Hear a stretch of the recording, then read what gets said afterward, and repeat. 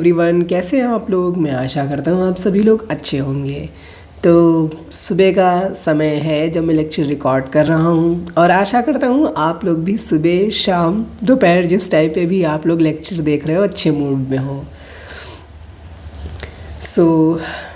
आपकी ज़िंदगी में जो कुछ भी प्रॉब्लम चल रही हो, मैं भगवान से प्रे करता हूँ कि वो सभी प्रॉब्लम सॉल्व हो जाए। मैं भी हेल्दी रहूँ, आप भी हेल्दी रहो, आपके साथ भी पॉजिटिव लोग जुड़े और मेरे साथ भी पॉजिटिव लोग जुड़े। और जितने नेगेटिव लोग हैं, नेगेटिविटी की बातें करते हैं, जिनसे नेगेटिव वाइब आती है, ये सब इन सब चीज़ों का आपके ऊपर ना कोई असर पड़े ना मेरे ऊपर कोई असर पड़े। तो इसी जोश के साथ, इसी पॉजिटिविटी के साथ स्टार्ट करते हैं आज का लेक्चर। मेरा नाम है निर्भय और मैं मेंटर करता हूँ साइंस को। आओ सबसे पहले कुछ क्वेश्चंस देखते हैं, न्यूमेरिकल्स। थ्योरेटिकल तो आप लोग कर ही लेंगे। काइनेटिक एनर्जी पढ़ा चुका हूँ part 2 work energy and power के। इससे पहले का वीडियो नहीं देखा तो देख लो जाके। यहाँ पे दिया था kinetic energy of an object mass m moving with the velocity 5 metre per second is 25 joule. यानी कि इनिशियल वेलोसिटी दे रखी है, final velocity 5 metre per second and kinetic energy दे रखी है यहाँ पर हमें 25 joule. What will be its kinetic energy when its velocity doubled? यानी कि v1 से वेलोसिटी v2 हो जाए, डबल हो जाए, यानी कि 5 का 2 गुना 10 हो जाए। भाई उसने बोला ना kinetic energy when its velocity double, तो 5 का 2 टाइम्स कर दो, 10 metre per second. What will be its velocity when its velocity increase 3 times? जब वेलोसिटी 3 टाइम्स इंक्रीज कर दे यानी कि 3v1 हो जाए, तो आप देखते हैं क्या होगी। काइनेटिक एनर्जी k2, क्योंकि k1 तो हमें दी है, तो half m v square formula होता है। तो यहाँ पर जो k2 है हाफ m v इन्होंने डबल कर दिया है, 2v कर दिया है। यहाँ पे हमने 5 इंटू 2 करा है, हम इसको चाहें तो 2v भी कर सकते हैं क्योंकि काइनेटिक एनर्जी v थी हमारी, ये हमने इसको v कंसीडर करा है। इनिशियल वेलोसिटी को हमने v कंसीडर करा है 5 मीटर पर सेकेंड। उसने कहा अगर v2 को तुम डबल कर दो यानी कि 2v कर दें, 2v कर दें, तो हमने यहाँ पे 2v का स्क्वायर करेंगे। देखेंगे काइनेटिक एनर्जी के ऊपर क्या इफेक्ट पड़ेगा वेलोसिटी इंक्रीज करने का। आइए देखते हैं। तो हाफ m 2v स्क्वायर यानी कि 4v स्क्वायर, तो 2 2 ज़ा 4, तो आंसर आया 2mv square. 2mv square answer आ गया हमारा ke2 आया 2mv स्क्वायर, तो 2mv स्क्वायर हमारी वैल्यू आ गई। या हम इसको चाहे तो दूसरे तरीके से भी कर सकते हैं, ईजी रहेगा। हाफ m 4v स्क्वायर ये आया था हमारे पास, तो यहाँ से अगर हम चाहें तो हाफ m 4v जो हमारा 4v स्क्वायर है, अगर हम इसको चाहें तो 4 इंटू वी स्क्वायर भी लिख सकते हैं। 4 को इधर लिख दो 4 और इस पूरे ब्रैकेट को 1 के अंदर कर लो। Half m v square, half M V square हमको दिया है, कितना दिया है 25 joule half M V square.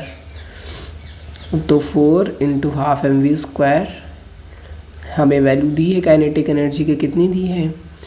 या फिर यहाँ से एक चीज़ और तुम लोग समझ सकते हो, यहाँ पे काइनेटिक एनर्जी k1 लिख लो, तो यहाँ पे जो आपका k2 आएगा काइनेटिक एनर्जी 2। यहाँ से एक इम्पॉर्टेंट रिलेशन भी पता चलेगा, काइनेटिक एनर्जी 2 वो कितना आया। देखो जब 4 टाइम्स बढ़ गई वेलोसिटी को, अगर हमने 2 टाइम्स इंक्रीज़ करा है तो जो हमारी काइनेटिक एनर्जी है 4 टाइम्स बढ़ गई। देखो रिलेशन आया है ke2 इक्वल टू 4ke1, तो अगर ऑब्वियस सी बात है उसका डबल बढ़ रही है, तो उसी तरीके से जब वेलोसिटी हो जाएगी 3 टाइम्स बढ़ेगी तो काइनेटिक एनर्जी जस्ट डबल बढ़ जाती है, तो जस्ट उसका स्क्वायर बढ़ जाती है। ठीक है, डबल नहीं स्क्वायर बढ़ जाती है। तो 3 का स्क्वायर 9 टाइम्स, इसको भी करके देखते हैं। हाफ एम 3v स्क्वायर, तो हाफ एम 9v स्क्वायर, फिर हाफ एम 9v स्क्वायर हो गया, 9 को आगे कर दो, हाफ एम वी स्क्वायर, तो 9 के1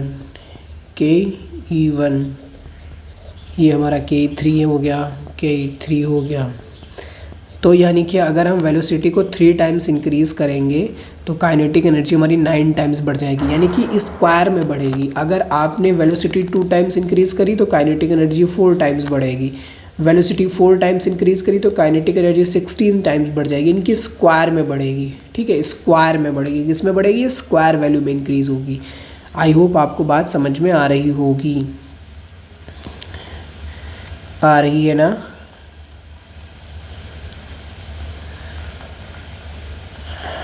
इट मीन्स दैट जितने टाइम वेलोसिटी बढ़ाओगे आप उतने ही टाइम वो इंक्रीज़ होगी। काफ़ी इजी क्वेश्चन है, इसमें कुछ डिफ़िकल्ट नहीं है।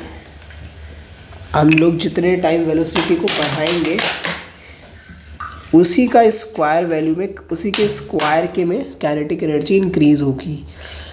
तो यहाँ पर जो हमारा इनिशियल, जहाँ पर जो हमारी 2 टाइम्स वेलोसिटी यहाँ पे जब डबल वाला आया था तो यहाँ पे काइनेटिक एनर्जी हो जाएगी 4, हाफ एम वी स्क्वायर की वैल्यू थी 25, तो आ जाएगी 100 जूल। और के3 जब हमने काइनेटिक एनर्जी को 3 टाइम्स बढ़ाया था, यानी कि काइनेटिक एनर्जी हमारे, जब हमने वेलोसिटी को 3 टाइम्स बढ़ाया था यानी कि हमारी काइनेटिक एनर्जी 9 टाइम्स बढ़ जाएगी। तो 9 हाफ एम वी स्क्वायर की वैल्यू 25 यानी कि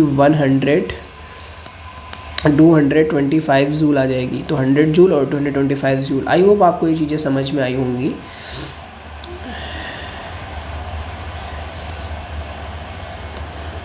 सो अब आगे देखते हैं।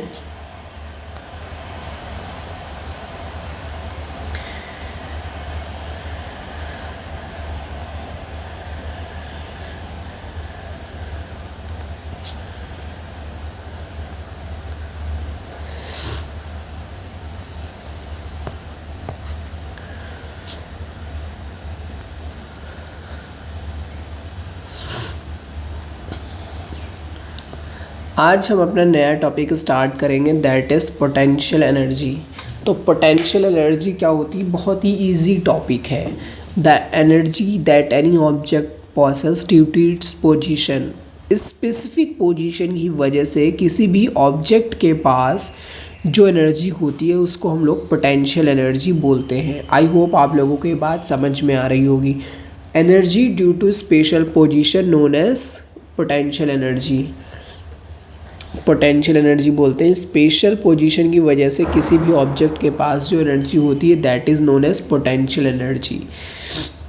देखो, अगर हम एक यहाँ पे नई एक्टिविटी दी है, मैं बता रहा हूँ उन्होंने क्या दी है। उन्होंने बोला एक रबर बैंड लो, आप लोग एक रबर बैंड ले लो। रबर बैंड तो तुम लोग जानते हो, सिंगल लेते हैं अच्छा सा।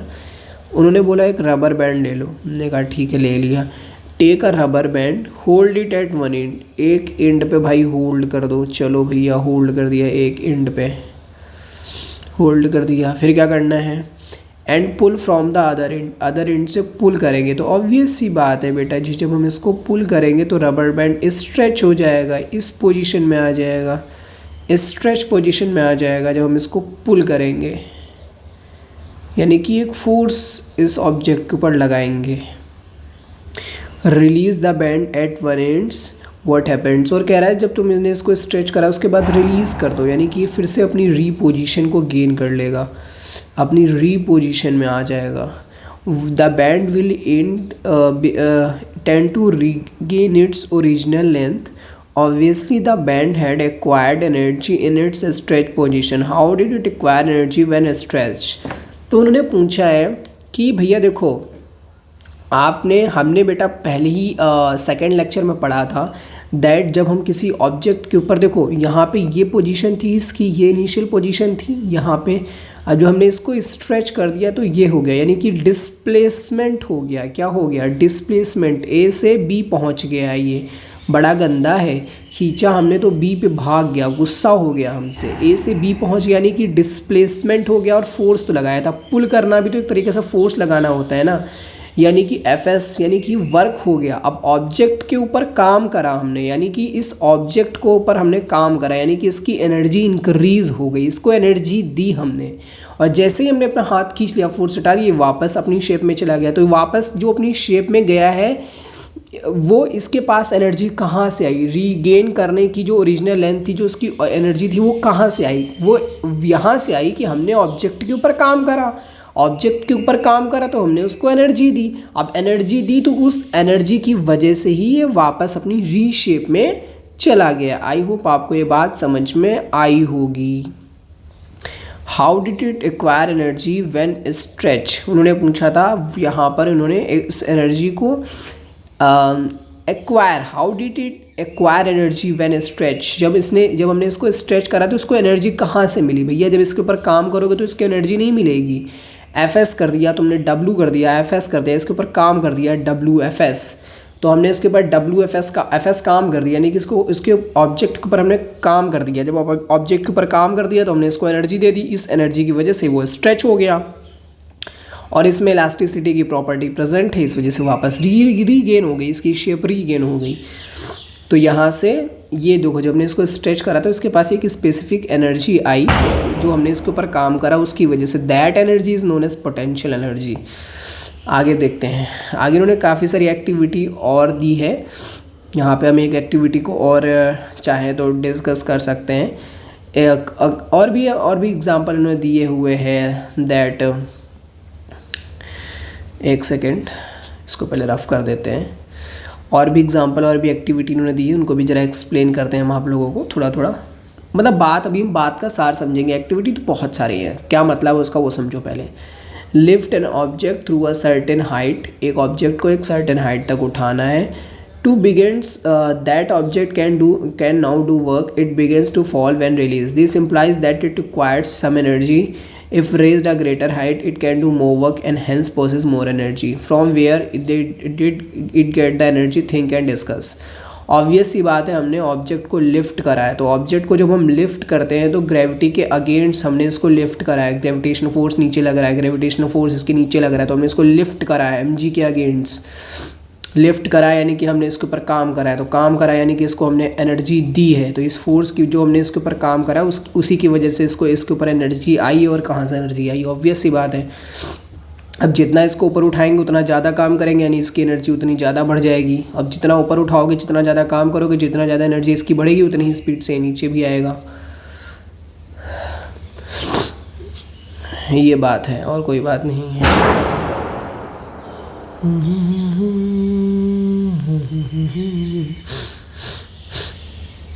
आई होप आप लोगों को बात समझ में आ गई होगी कि मैं क्या कहना चाह रहा हूँ, मेरी क्या कहने की इच्छा है।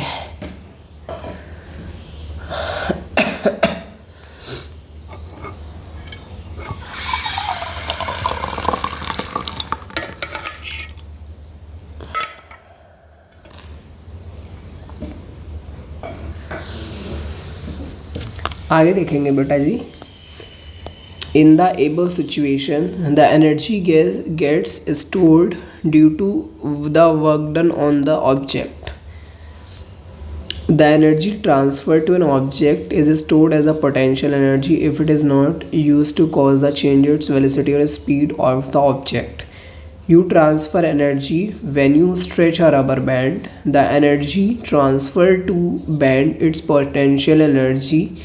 You can do work while winding the key of a toy car. The energy transferred to the spring inside is stored as a potential energy. The potential energy possessed by object is the energy present in a virtue of its position on configuration। यहाँ पर उन्होंने एक activity दी थी, मैंने बताया नहीं था, देखो उन्होंने क्या बताया। इन्होंने एक मतलब टॉय कार आती है, उसमें चाबी भर देते हैं, उसको घुमाते हैं चाबी को खूब कस के, फिर चाबी निकाल के छोड़ देते हैं गाड़ी को, तो गाड़ी भाग जाती है, आगे चलने लगती है। तो एनर्जी कहाँ से आई है, जो हमने उस चाबी को घुमाते हैं उसके अंदर एक स्प्रिंग होता है गाड़ी के अंदर, वो भी घूम जाता है, तो उसमें एक हमने स्प्रिंग को घुमाया यानी कि काम करा, तो जितना हमने काम करा वो पोटेंशियल एनर्जी की फॉर्म में स्टोर हो जाता है।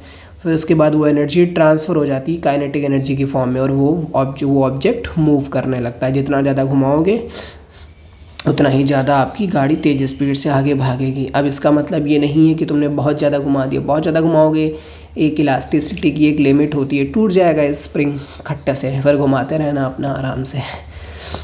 आगे देखो, potential energy of an object at a height.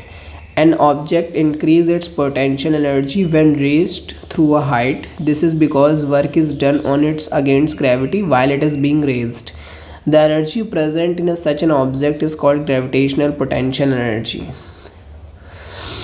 The gravitational potential energy of an object at a point above the ground is defined as the work done in it raising from the ground to that point against gravity. Gravitational potential energy, GPE, gravitational potential energy. इन्होंने कहा है जब किसी object को हम lift करते हैं, जब हम किसी को एक सर्टेन हाइट तक उठाते हैं, h हाइट तक, मान लीजिए हमने इसको उठा दिया, तो इसको उठाने में जितनी एनर्जी mg नीचे लग रहा होगा, तो इसको उठाने में जितने हमें उसको उठाने में जितनी एनर्जी हमें लगी है, जितनी एनर्जी हमें खर्च करनी पड़ती है, तो उस एनर्जी को, उस वर्क डन को, जितना वर्क डन हमें लगा इस ऑब्जेक्ट को यहाँ तक उठाने में, उस वर्क डन को ग्रेविटेशनल पोटेंशियल एनर्जी बोलते हैं। लिखा भी हुआ है, the gravitational potential energy of an object at a point above the ground is defined as the work done in raising it from the ground to that point against gravity. Gravity के against object को इस point तक लाने में जितना work done करना पड़ता है उसको बोलते हैं gravitational potential energy. I hope आपको समझ में आया होगा। आगे देखेंगे, बढ़िया। देखो डायग्राम वगैरह इन्होंने दिया हुआ है, मैं इन्होंने डेरिवेशन बता देता हूँ क्या किया है इन लोगों ने। देखो ये ऑब्जेक्ट है, इस पे mg का फोर्स नीचे लग रहा होगा, यानी कि अगर इसको उठाना है तो इसके बराबर हमें फोर्स अप्लाई करना होगा mg, ठीक है। mg फोर्स हम अप्लाई करेंगे इस ऑब्जेक्ट के ऊपर, क्योंकि हमें इसको लिफ्ट करना है। कहाँ तक लिफ्ट करना है? h हाइट तक उठाना है, यानी कि डिस्प्लेसमेंट कितना होगा h, इनिशियल पोजीशन से फाइनल पोजीशन के बीच की जो डिस्टेंस होती है that is known as displacement. तो यहाँ पे वर्क डन का फॉर्मूला पढ़ के आए हैं Fs। वर्क फोर्स कितना लगाया है हमने? mg, ऊपर की तरफ लगाया है, क्योंकि नीचे लग रहा था, हम ऊपर की तरफ लिफ्ट करके ले गए, mg उससे ज़्यादा लिमिट का फोर्स लगाया। डिस्प्लेसमेंट कितना हुआ? h, तो आ गया mgh, w बराबर आया mgh। यहाँ देखो उन्होंने बहुत कमाल की बात कही है, since work done on the object is equal to the mgh, energy is equal to the mgh units is gained by the object, this is potential energy of the object. ये जो वर्क डन हमने किया है ये as a potential energy की form में stored होता है, that is known as E, potential EP, potential energy that will be mgh। So potential energy का फॉर्मूला आ गया mgh। और इस पे बेस्ड कुछ क्वेश्चन करते हैं, बहुत इजी क्वेश्चन है, कोई सच कोई डिफ़िकल्ट क्वेश्चन नहीं है हमारे पास। बेटा यहाँ पे उन्होंने डायग्राम भी बड़ा डिस्कशन करने को दिया है कि किस में वर्क डन ज़्यादा होगा, इसमें ज़्यादा होगा या इसमें ज़्यादा होगा। हाइट तो उन्होंने बराबर तय करी है, बस इनका पाथ लंबा है, इनका पाथ शॉर्ट है, तो दोनों में वर्क डन इक्वल होगा, क्योंकि एनर्जी आपने कंजर्वेटिव फोर्स में या जिसमें एक लूप बनता है, जिसमें इनिशियल पोजीशन पे गए, फिर जैसे यहाँ से हमने पोजीशन से स्टार्ट करा, अब ये बी पे चला गया, अब बी से छोड़ेंगे तो ए पे फिर से वापस आ जाएगा। तो जहाँ से अगर हम कोई काम करना शुरू करते हैं ऑब्जेक्ट पे और उसकी पोजीशन में चेंज हो जाता है, और हम ऑब्जेक्ट को जब फ्री करते हैं तो वापस से अगर उसी पोजीशन में वो आ जाता है तो वर्क डन बराबर होता है उस केस में, बिकॉज डिस्प्लेसमेंट में कोई चेंज नहीं है। कहीं से भी तुम जाओगे तो h ही हाइट तो ट्रैवल करोगे, तो mgh ही फॉर्मूला होता है भाई। In both situation work done on the object is mgh। Obvious ही बात है, वर्क डन सेम होगा, इसमें क्या इतना ज़्यादा सोचना। अभी देखो ये क्वेश्चन दिया हुआ है, अच्छा क्वेश्चन दिया हुआ है, मैं एक्सप्लेन करता हूँ, आप लोग नोट ना करे हो तो भाई नोट कर लेना अपना पीछे करके। देखो, find the energy possessed by an object of mass 10 kg when is at height of 6 meter above the ground, g बराबर 9.8। तो पोटेंशियल एनर्जी निकालनी है, फॉर्मूला होता है mgh, अभी पढ़ के आए हो तुम लोग। m कितना दिया है 10 kg, g कितना दिया है 9.8, h कितना दिया है 6 मीटर, तो 9.8 को 10 से मल्टीप्लाई करेंगे, 980, एक के बाद पॉइंट तो घटाक 6, तो 6 8 जा 48 और कैरी गया 4, 6 9 जा कितना होता है 54, 54 और 8 58, 588 जूल आ जाएगा आंसर तुम्हारा। एक क्वेश्चन ये वाला भी कर लेते हैं आ जाओ चलो। An object mass 12 kg certain height above the ground at a potential energy of the इतना, find the height at with the ground expect to the, ठीक है बहुत इजी है। देखो पोटेंशियल एनर्जी यहाँ पे दी है हम लोगों को 480 जूल, ठीक है। Potential energy of the object जो दिया है पहले वो लिख लो, जी बराबर दिया है तुम लोगों को 10 metre per second square. Mass of object दिया है हमारे पास 12 kg।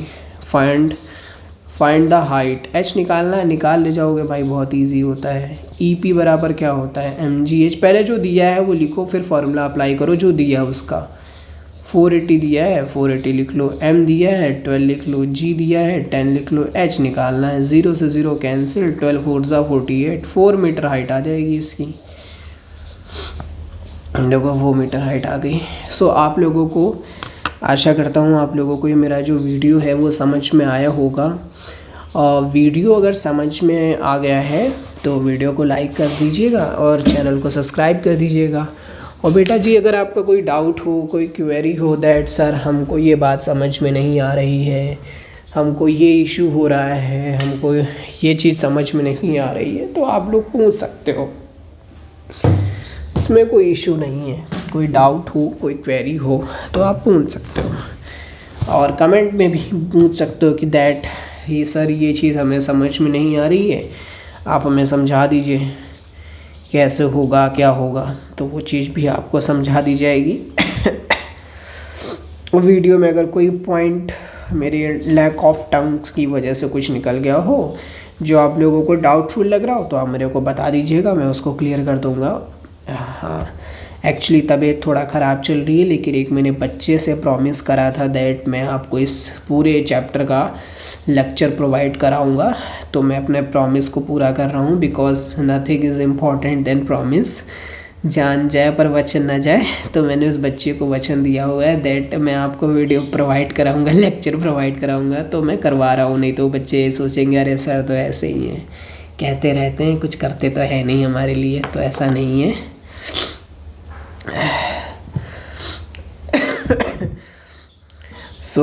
आप लोग अपना ये जो हमारा वीडियो लेक्चर है ये अपने फ्रेंड्स के साथ में शेयर कर दीजिए, जो भी आपकी क्लास में पढ़ते हों या आपके छोटे भाई बहनों बड़ी क्लास में हो आप देख रहे हों। अगर आप पर्सनलाइज्ड स्टडी करना चाहते हो मुझसे तो वो भी कर सकते हो, कॉन्टैक्ट नंबर मैंने दे रखा है आप लोगों को ऑलरेडी। यूट्यूब पे पढ़ना चाहते हो तो यूट्यूब पे भी पढ़ सकते हो, कोई इशू नहीं है, ठीक है। Thank you very much, bye, ख्याल रखना अपना।